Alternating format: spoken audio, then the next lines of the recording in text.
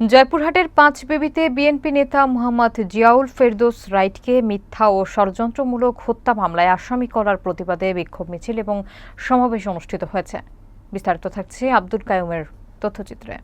সোমবার বিকেলে উপজেলা এবং পৌর বিএনপি ও অঙ্গ সহযোগী সংগঠন সমূহ এই কর্মসূচির আয়োজন করে। পাঁচবিবি পৌর পার্ক থেকে একটি বিক্ষোভ মিছিল বের হয়ে শহরের প্রধান সড়ক প্রদক্ষিণ শেষে পুনরায় পার্কে এসে প্রতিবাদ সমাবেশে মিলিত হয়। সমাবেশে সভাপতিত্ব করেন পৌর বিএনপির আহ্বায়ক অধ্যক্ষ আলহাজ আব্দুল হাসনাত মণ্ডল হেলাল এবং সঞ্চালনা করেন থানা বিএনপির সাধারণ সম্পাদক আব্দুল হান্নান চৌধুরী।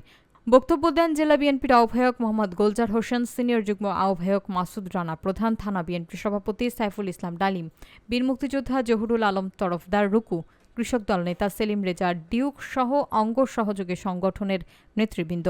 বক্তারা দাবি করেন, জিয়াউল ফেরদৌস রাইটকে মিথ্যা মামলায় ফাঁসানো হয়েছে। আইনশৃঙ্খলা বাহিনীকে অবিলম্বে তার নাম মামলা থেকে প্রত্যাহার করতে হবে। যদি আমাদের দলের নাম ব্যবহার করে আমাদের নাম আছে, নেতৃবৃন্দের নাম আছে, আমাদেরকে বলবেন, আমরা তাদের বিরুদ্ধে সাংগঠনিক ব্যবস্থা নেব এবং আইন শৃঙ্খলা বাহিনীর হাতে তুলে দেব। বিএনপিতে কোনো চাঁদাবাজের স্থান থাকবে না, বিএনপিতে কোনো সন্ত্রাসের স্থান থাকবে না, বিএনপিতে কোনো খুনির স্থান থাকবে না। 2-4 জন চিত্রমোহন কিনার পরিবারকে ডাইভার্ট করে যে মামলা রাইটের নামে দেওয়া হয়েছে, এটার জন্য তীব্র প্রতিবাদ হবে। এই মামলা প্রত্যাহার করতে হবে, প্রতিবাদ করলেই হবে না। হে আল্লাহ, আজকে এই সমাবেশ থেকে বলছি, যারা এই ষড়যন্ত্রের সঙ্গে জড়িত তাদের বিচার কিছুদিনের মধ্যে হবে ইনশাআল্লাহ।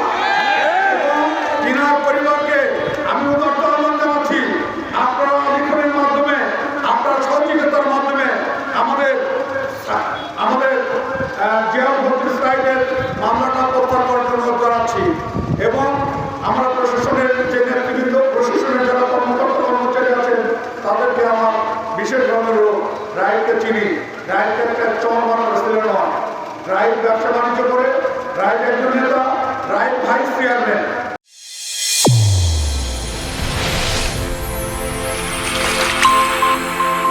চ্যানেল A1 হৃদয়ের স্পন্দন।